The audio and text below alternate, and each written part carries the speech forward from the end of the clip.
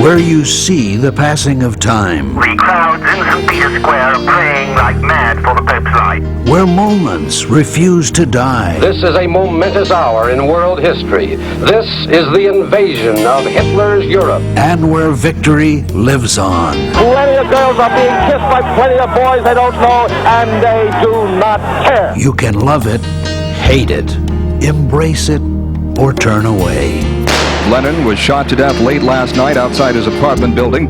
But it is a past we all share. Come on out here and give me a salute.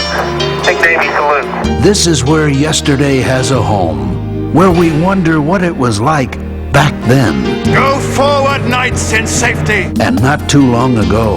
His spirit must live on. It's where history has its place and where the past comes alive. The History Channel.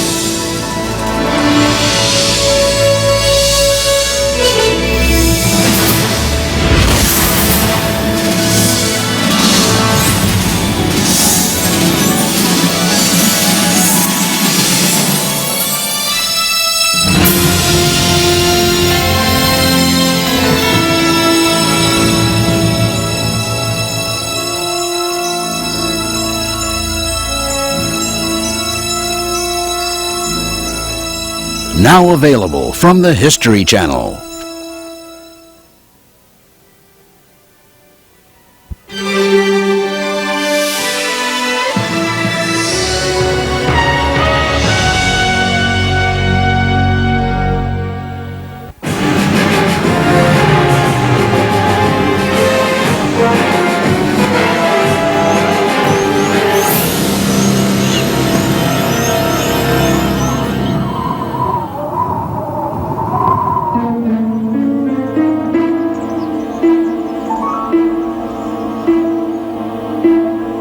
Siehst du das, Bub? See that boy? Salzburg.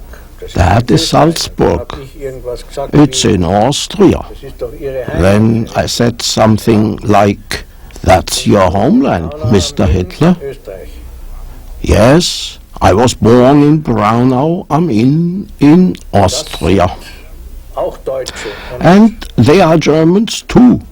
And one day the Austrians will be together with us in the Reich. The year is 1938. The Austrian is bringing his country back home, into the Reich. Und will dabei auch in alle Zukunft nur ein Gebot kennen, das mich verpflichtet hat, seit ich als Junge denken wurde. Deutschland!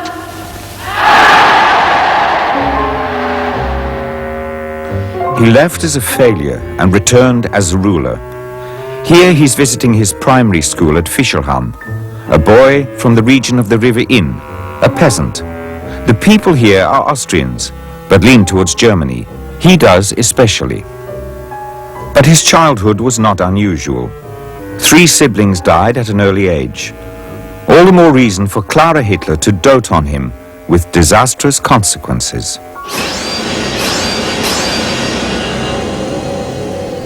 Wenn was anstellt, gibt zu, dass ein besonders... He admitted he was a mischievous child. He loved Karl May's books, particularly Winnetou, because Winnetou always stayed calm. Hitler used to scream when he got a beating, to make his mother come to his aid. But after he'd read Winnetou, at his next beating, he just counted. 1, 2, 3, 4, 5, with every smack. His father was stunned. He thought his poor boy had gone crazy. The poor boy is obstinate. He wants to be an artist. Never says his father. Not so long as I live.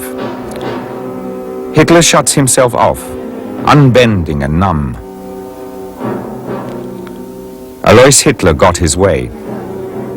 On this sofa, taking his early morning drink, he had a stroke. Nothing shaped Hitler's character so much as being torn between his mother and his father, between her indulgence and his hardness, between her closeness and his distance.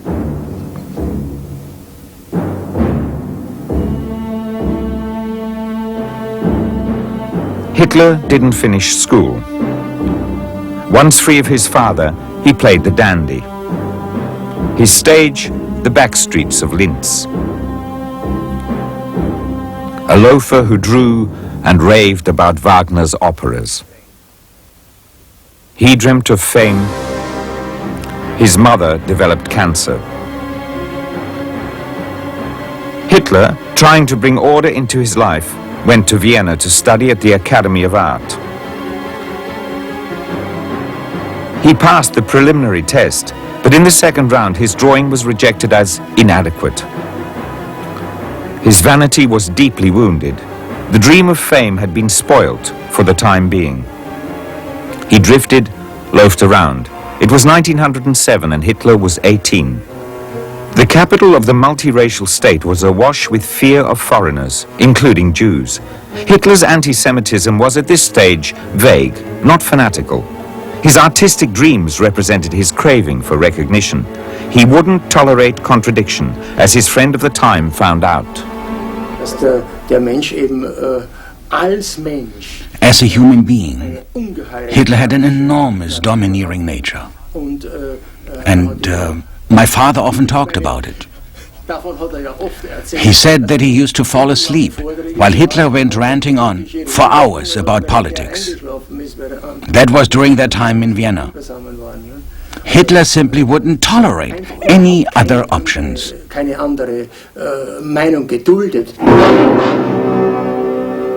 That same year, Hitler was called back to Linz. His mother was on her deathbed and died of cancer shortly before Christmas.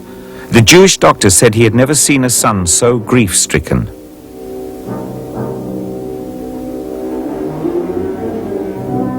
Hitler once again applied to the Academy of Art in Vienna.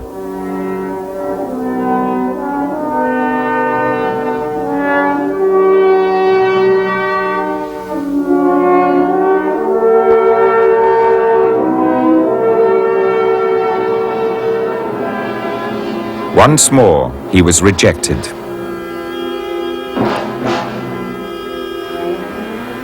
What followed was a plunge into the abyss. A few years later, he ended up here, in this hostel for the homeless in Vienna. Hitler's misery was all his own doing. He stubbornly refused to accept reality. It was not he who had failed, but the Academy that had failed to recognize his genius. Der Führer auf dem Balkon seines Hotels.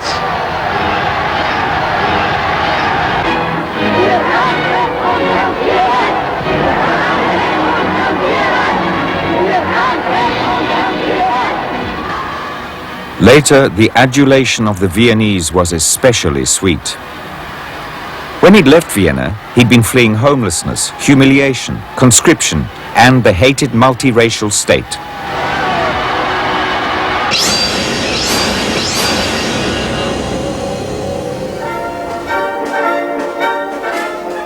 In 1910, he escaped to the Reich of his dreams, to Munich.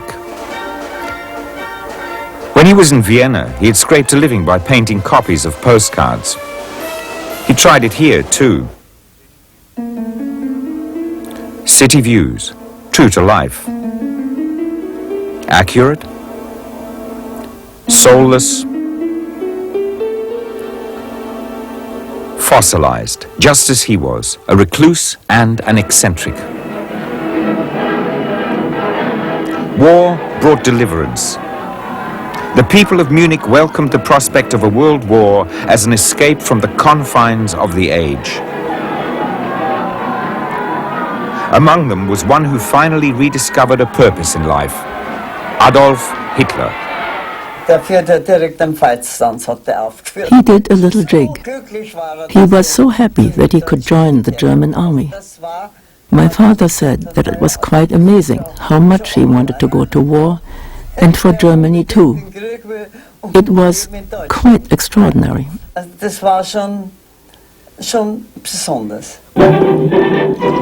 Swearing in of the 16th Bavarian Reserve Infantry Regiment before King Ludwig. One of these soldiers is Hitler. In Austria, he had fled conscription. But for Germany, he wanted to go to the front. At last, he belonged.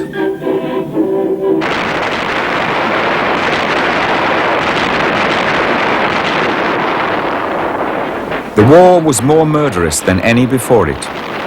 His regiment was sent to the Western Front, where the assault soon petered out into trench warfare.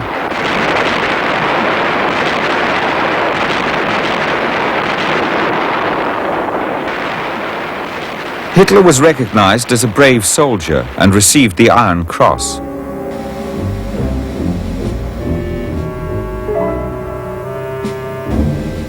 But in 4 years of war, he never rose above the rank of Lance Corporal. His company became a surrogate family. He was different from his comrades, a loner who refused alcohol and tobacco and avoided women in brothels. His only friend? Foxell, a British deserter. After 3 years of war, hopelessness set in. People were exhausted. All quiet on the Western Front. But on the Eastern Front, a ceasefire was in the offing. The German Reich was dictating peace terms to the Russians, an end to the war on 2 fronts. Everything staked on one card again. An attack in the West, the last great offensive. Spring 1918. Once more assurances of victory, once more an illusion, even for Lance Corporal Hitler. But he was caught by an Allied gas attack and blinded for a short time. In the Pasewalk military hospital, he learned of the German defeat. A world collapsed, and not only for him. It was a turning point in his life.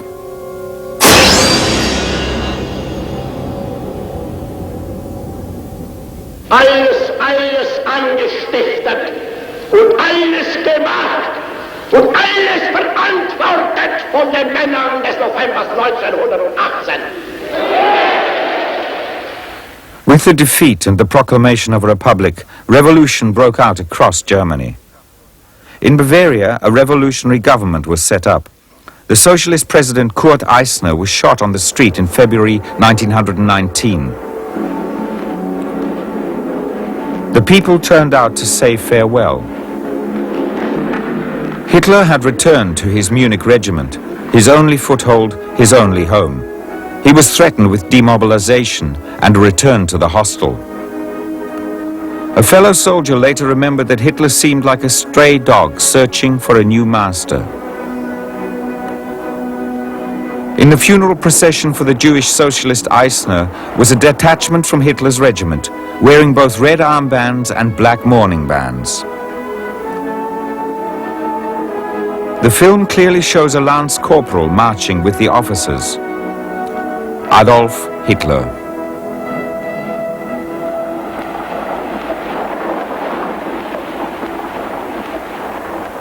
Contrary to his own legend about himself, he is wearing the red cloth of the Soviets and sympathizes with the German Socialist Party, a hanger-on with no political home.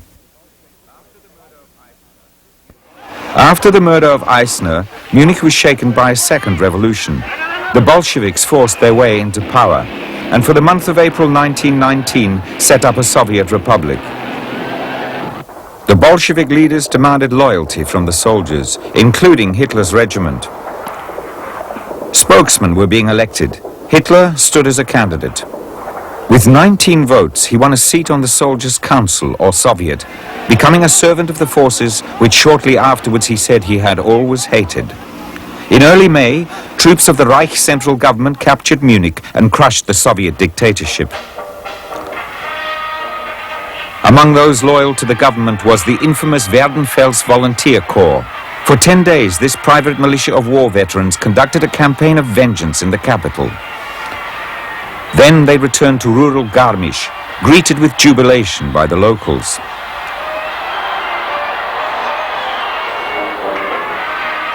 Lance Corporal Hitler was willing to serve the new masters and denounce his former comrades from the Soviet period.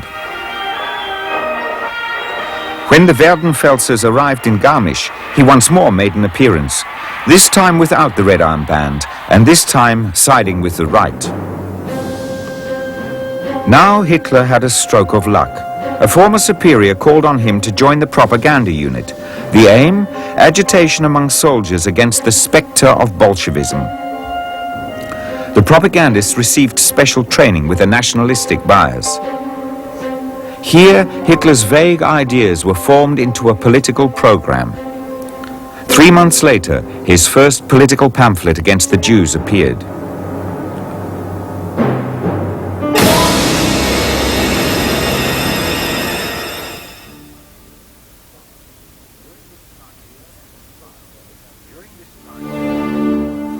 During this time, he was sent to spy on political meetings, here at a Social Democrats meeting in Munich. On September the 12th, he was sent to a meeting of the radical right-wing DAP, the German Workers' Party. He asked to speak and was discovered. He's got the gift of the gab, we could use him. This marks the birth of Hitler, the politician. Ein Volk ist im Aufbruch begriffen und wir sind vom Schicksal gesegnet.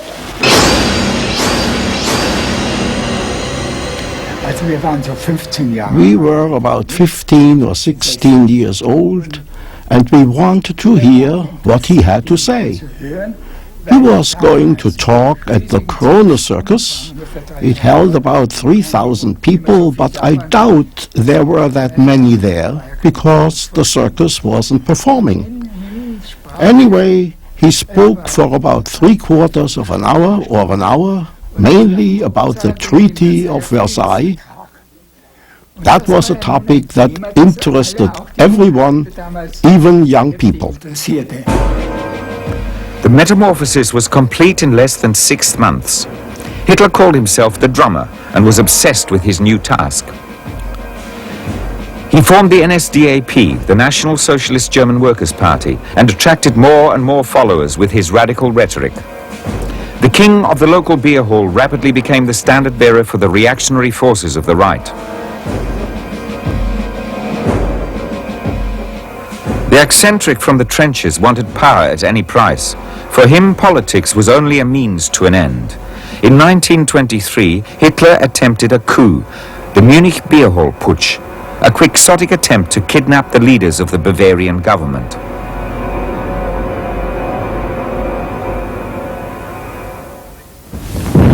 His dream of a political career was shattered by gunfire on the streets of Munich, with 19 killed and Hitler wounded.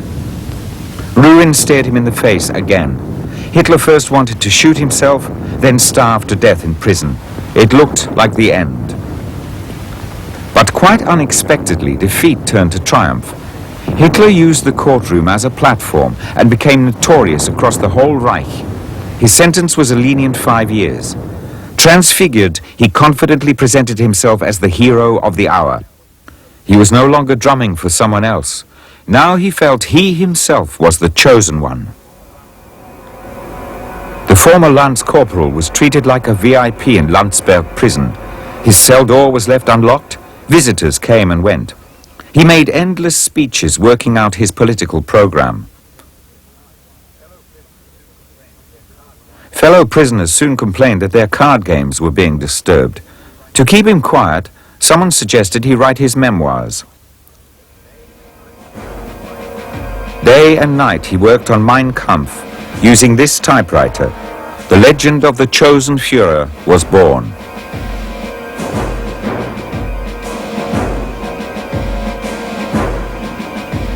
Hitler was released after just 9 months in prison. He was not short of money. He went to election rallies in a red supercharged Mercedes like a small-time celebrity, made a pilgrimage to Bayreuth, and acted like a man of the world. But in fact, he had no friends, only followers. If anyone at all was allowed to get close to him, it was only the children of his comrades.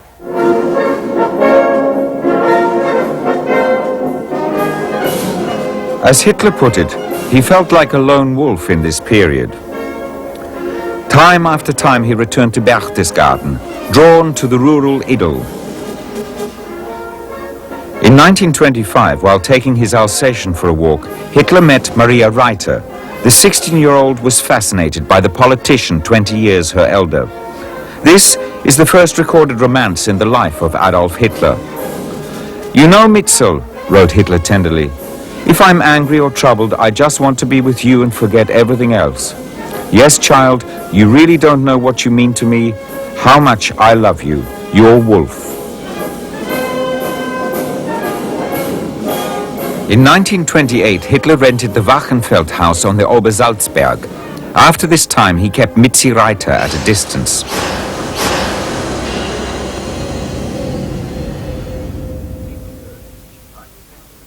Deeply hurt, she tried to commit suicide, but was saved at the last moment.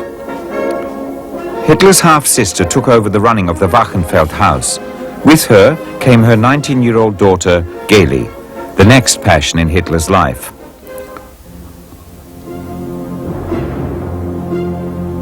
The uncle looked after his young niece devotedly in his new flat on Prinzregentenplatz, besotted as a schoolboy. Geli was fascinated by his success, but she suffered from his jealousy. Her famous uncle dominated her life. Hitler's unstoppable rise began with the world economic crisis. In a different place every day, he hammered home his message to the Germans.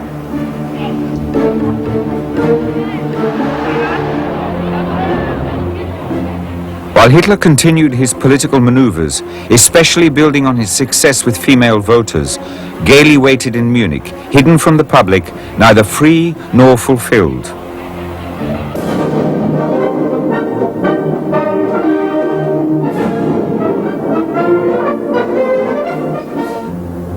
Hitler's affections blew hot and cold. It destroyed the young woman, now 23 years old.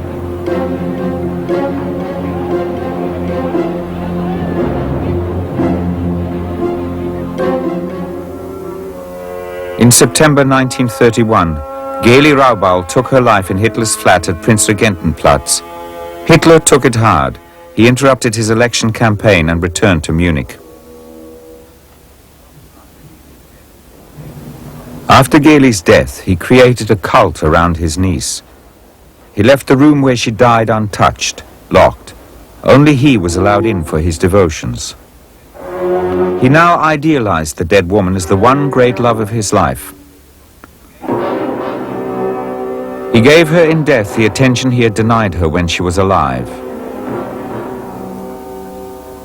But soon there was another passion, also 19 years old, blonde and buxom. Eva Braun.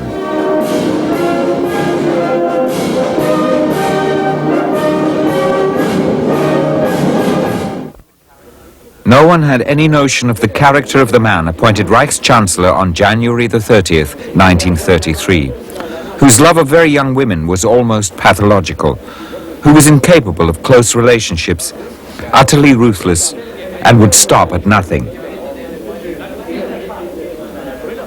His charisma as champion of the people was completely lacking in his private life. At first I was surprised by him.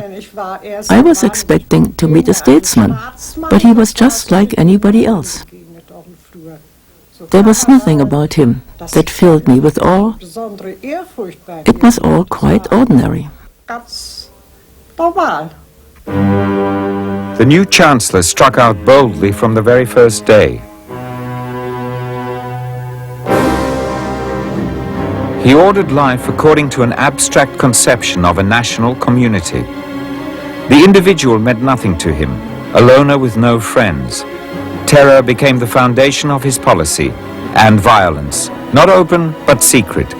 The pall of greyness behind this barbed wire was enough to bring even the last remaining skeptics into line.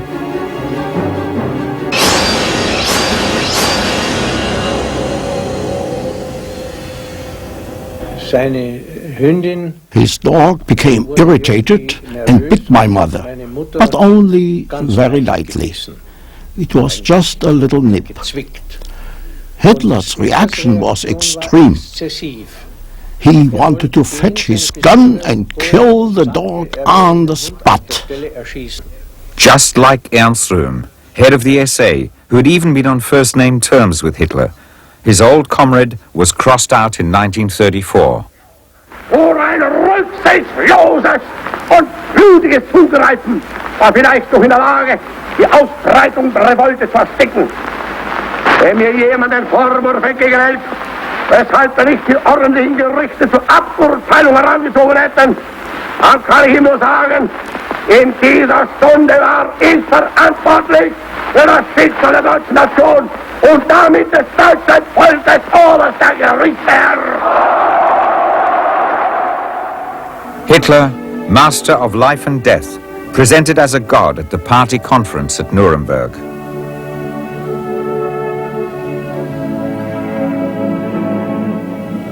In rigid blocks, the masses cheered their Führer.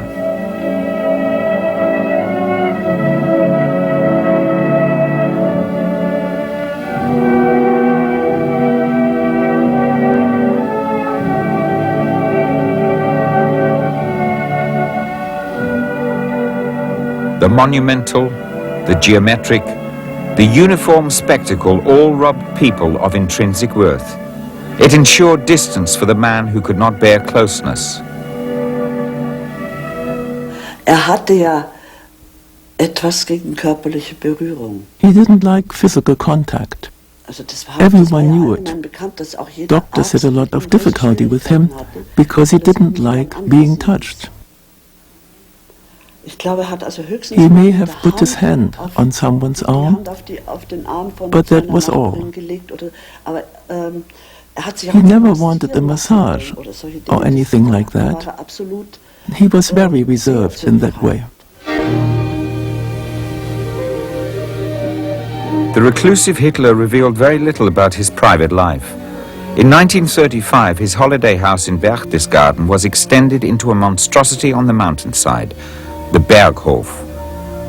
The newsreel shows devout crowds of pilgrims, young girls, a glimpse of Hitler's ideal world, seemingly far removed from mundane reality. From this world, he drew strength for new deeds.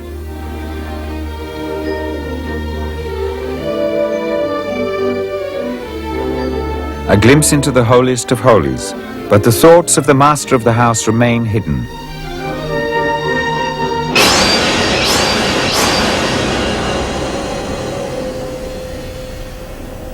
All of a sudden a curtain opened and a head popped out. It belonged to a young, pretty woman. She said, "Adolf, it's time to come and eat." I couldn't believe that someone was calling the Führer Adolf. He said, "Yes, child, we are coming." A quarter of an hour later, she came back and said, "Come on, Adolf, the soup's getting cold." Eva Braun had moved into Hitler's mansion. The transition from silly teenager to the woman at Hitler's side had been a stormy one for her. Hitler kept her at arm's length, like Mitzi Reiter and Gaily Raubal before her. Lightning visits, then months of silence. An on-and-off relationship that made Eva Braun miserable. Desperate, she wrote in her diary in 1935, "Why does he torment me like this? Why doesn't he just finish it?" And a little later, "I've decided to take 35. This time it's going to work." It was her second suicide attempt. By some miracle, she survived. Only then did Hitler relent and stop his games of torment. So he called her to the Berghof at the cost of total self-abnegation. In his shadow, she remained Fräulein Braun, the secret lover who had to call her beloved by his surname in front of guests. We went for a walk together, and I said to her, almost provocatively, "You are the most envied woman in all Germany," because she lived with Adolf Hitler. And she said, "Mr. Franz, I'm a prisoner in a golden cage." It was not the official guests, the powerful and the great of the Reich, who made up the everyday life at Hitler's house in the mountains. The tone was set by his surrogate family, just a little group, secretaries, adjutants, personal physicians. Sometimes the architect Albert Speer dropped in. Set apart from it all, the boss, as they called him. He didn't like new faces around him, so it was always the same old gang with the same shallow jokes. There wasn't a single one of them who would dare to contradict Hitler.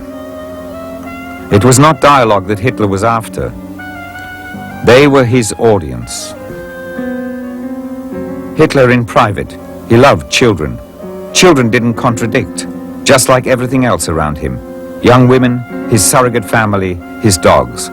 At the center of the airless room stood Hitler himself. No tobacco, no alcohol, only his monologues. Often he spoke interminably, the others remaining silent.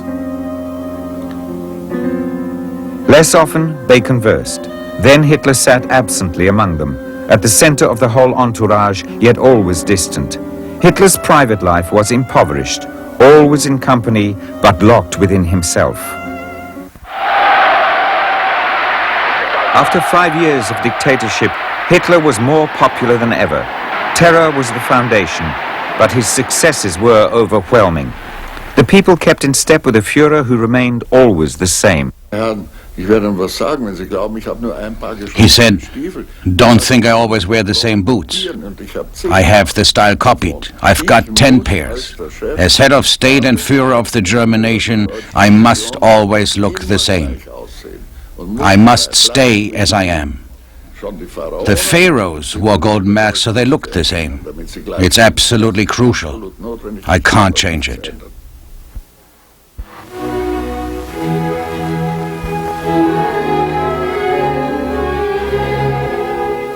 Even his taste in art became the common standard.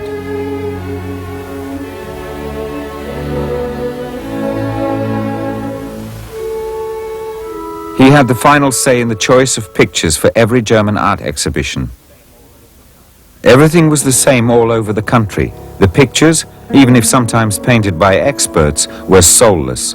The people all looked alike and were alike. The country was full of celebration, and yet still a mirror of his monotonous soul. He promoted the art he liked and persecuted what he didn't understand.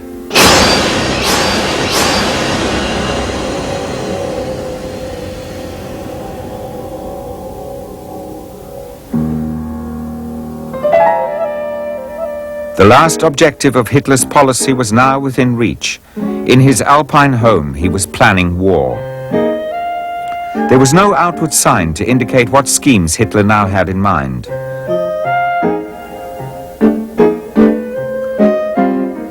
It was the calm before the storm.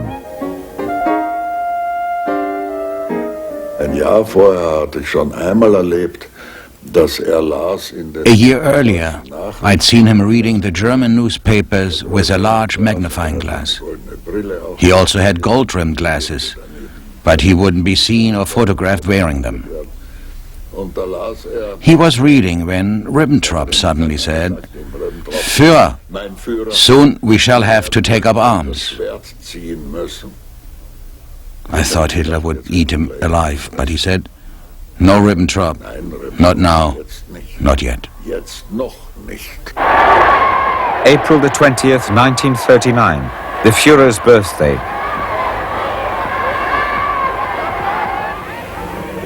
Time was running out for the 50-year-old. It was becoming urgent. He said, "I'd rather go to war at 50 than at 55 or 60. His inner clock was dictating the timetable that would lead the Germans to their downfall.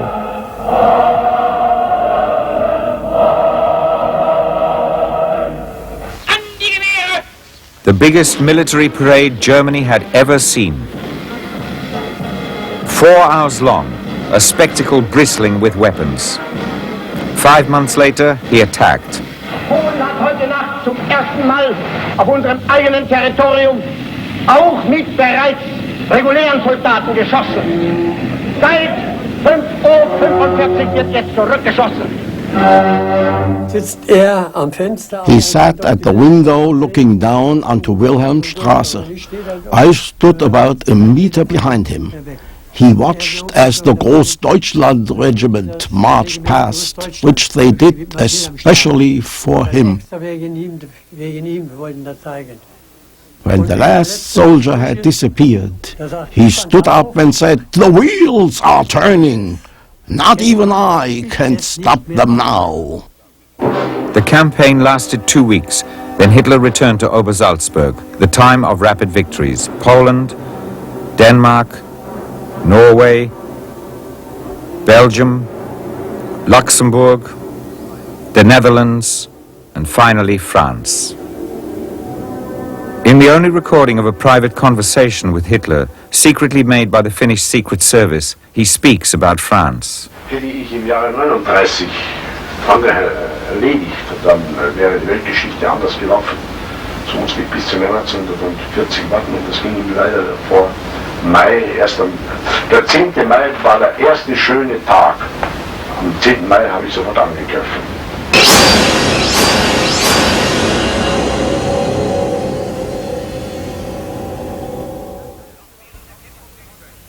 Noch während der Kämpfe um Dünkirchen begab sich der Führer vom Hauptquartier aus an die Front zu seinen Soldaten. Er besucht die Schlachtfelder, auf denen er selbst im Weltkrieg als Soldat gekämpft hat. Revenge for a defeat from which he had never recovered. The delusion of being able to start again where they left off in 1918. The forest of Compiègne, where in a railway carriage the 1918 armistice had been signed. In Hitler's mind, an act of sheer malice. Auf Befehl des Führers werden der große Gedenkstein und die Wagenhalle, in welcher der Salonwagen des Marschall Foch untergebracht war, gesprengt.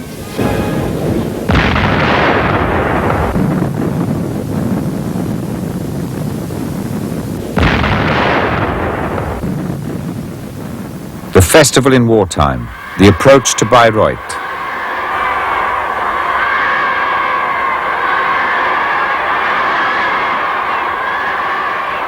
Hitler at the zenith of his power. Frau Winifred Wagner, die Hüterin des Erbes von Bayreuth, und Reichsleiter Dr. Ley empfangen den Führer am Portal des Festspielhauses.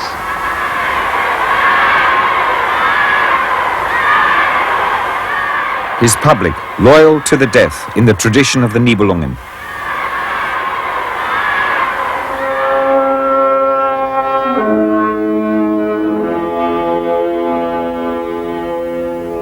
He believed he had found his identity in Wagner's heroes, in Rienzi, the people's champion, and in Siegfried, the fighter against the powers of darkness.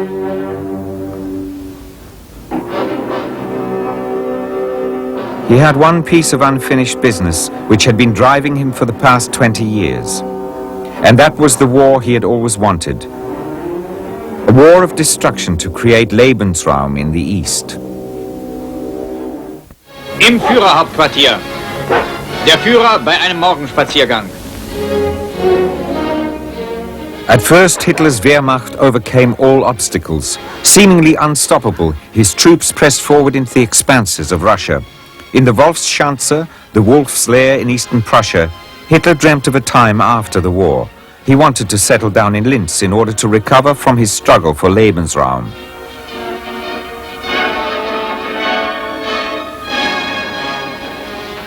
But this time Hitler had miscalculated. The advance sank into the Russian mud. The winter finally destroyed the illusion of a rapid victory. For 9 years, Hitler had gambled everything on the turn of one card, and lost it all. He locked himself away, as he used to at home. He stubbornly refused to accept reality. It was not he who had failed, but the people. Now his annihilating rage was boundless. These were his words. As long as tens of thousands of German men are shedding their blood and sacrificing their lives every day to prevent the Bolshevik plague from overrunning our European culture and our beautiful Europe, as long as this continues, the Jews, he used an expression I don't want to repeat, the Jews won't have the best of lives. The consequence was systematic mass murder, which one of Hitler's followers unashamedly called by its right name. So ist es bei uns. Sie sind bei uns nur noch Wracks. Wir haben die Judenfrage praktisch gelöst. Der Jude ist die große Gefahr der Menschheit. Und wenn es uns nicht gelingt, ihn auszurotten, dann haben wir den Krieg verloren. Man muss sie vernichten, man muss sie ausrotten, sie haben die Menschheit angehört. The factories of death were in Poland, well out of harm's way. Hitler had never seen them. The armchair hero never went to the scene of the crime himself.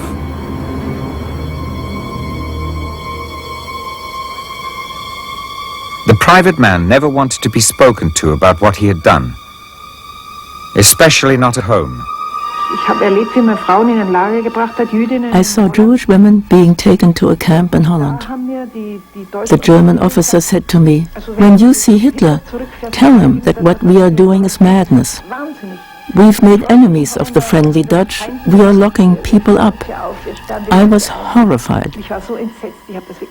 I hadn't known about it. I told Hitler I'd heard we were doing awful things and that the soldiers were ashamed. And then it ended up in a dreadful argument.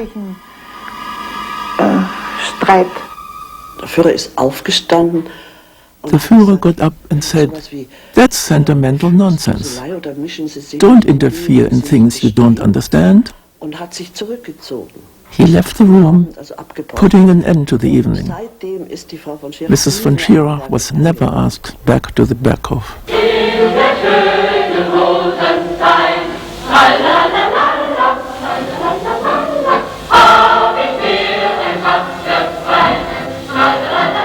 The Führer's birthday, April 1942. Outwardly, he showed his followers he was confident of victory. Fatherly gestures from a friend of children, a world of illusion and reality.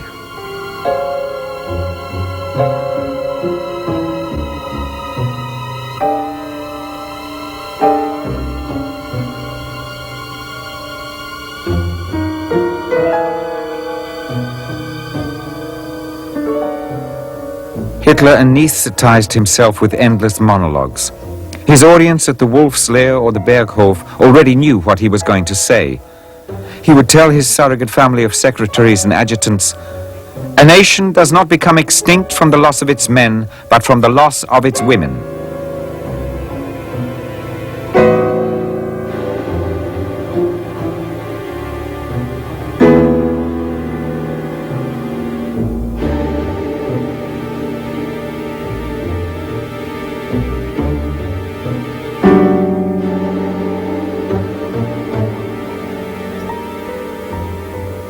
He returned to the Obersalzberg more and more frequently. The world around him was falling apart, but the ritual at the Berghof remained the same. A walk to the Moslaner Kopf, then the platitudes. What was happening in Berlin was regrettable, he would say, but that will save us the work of demolishing thousands of houses to build Germania, the capital of the world.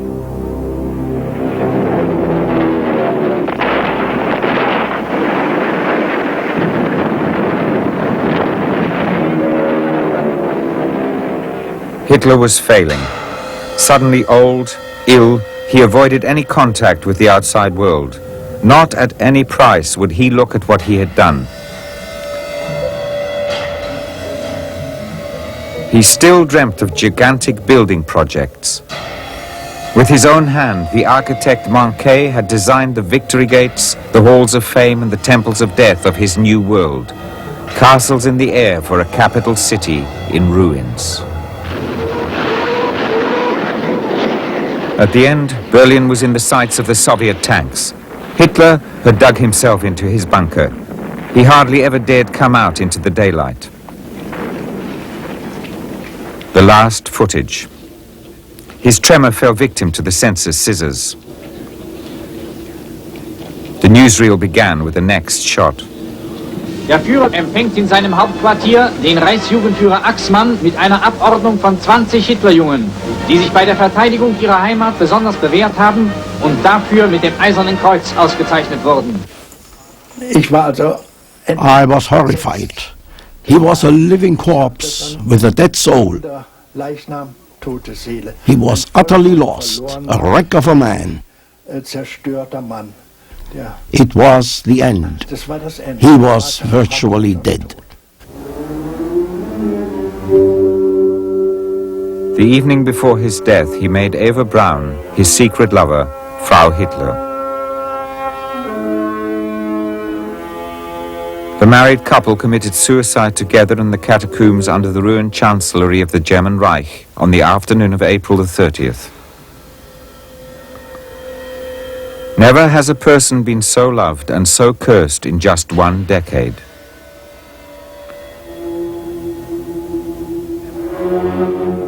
Never has anyone failed so absolutely.